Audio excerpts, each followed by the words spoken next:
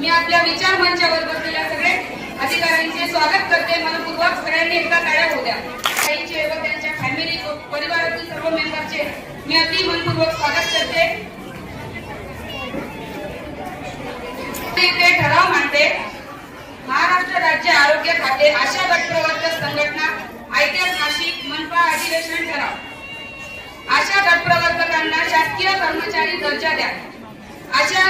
आशांना दरमहा किमान वेतन 26,000 रुपये द्या।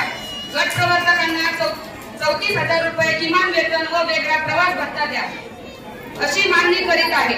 2024 मध्ये 2 महिने संप आंदोलन आशा व गटप्रवर्तकांनी केले। त्यात अनेक आशा गटप्रवर्तकांना त्रास सहन करावा लागला। मुंबई ताजा मैदानावर 1 महिना आंदोलन मुक्कामी केले। मुख्यमंत्रीच्या घरावर वाढदिवसाच्या दिवशी 40,000 आशा गटांनी मोर्चा काढला होता। त्यांची दखल घेऊन राज्य शासनाने निवडणूक आधी 5,000 रुपये मोबदला आशा गटप्रवर्तकांना दिल्याबद्दल आनंद व्यक्त करीत आहोत। शासनाचे व आंदोलनास पाठिंबा देणाऱ्या व मदत करणाऱ्या सर्वांचे आभार मानत आहोत। आशा गटप्रवर्तकांना पेन्शन योजना लागू करा। आशा गटप्रवर्तकांना अपघाती मृत्यू झाला तर 10 लाख रुपये विमा संरक्षण आहे। त्याचप्रमाणे नैसर्गिक मृत्यू झाल्यास त्यांनाही 10 लाख रुपये द्या।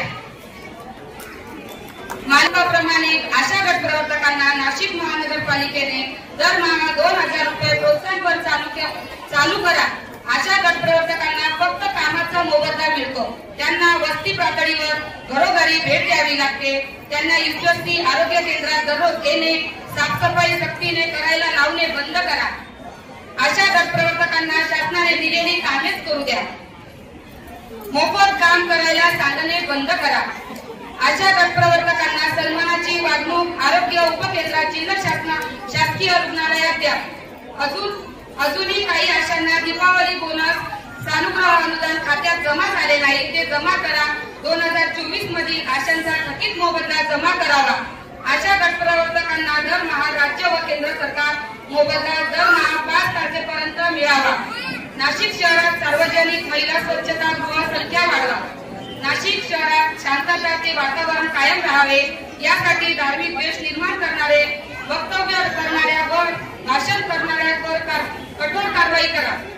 महाराष्ट्रभर घडत असलेल्या वाढत्या गुन्हेगारी घटनांचा, महिलांवर अत्याचाराच्या घटनांचा निषेध करीत आहोत। सरपंच संतोष देशमुख व सूर्यवंशीच्या मारेकऱ्यावर व त्यांना मदत करणाऱ्यावर कठोर कारवाई करा। राष्ट्रीय आरोग्य अभियानात कार्यरत आशा गटप्रवर्तक, कंत्राटी कर्मचारी, अधिकाऱ्यांना शासकीय सेवेत कायम करा।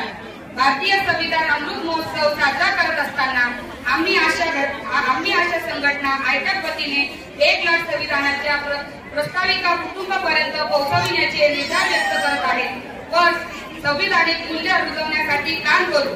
हे ठराव अधिवेशनात मांडत आहोत।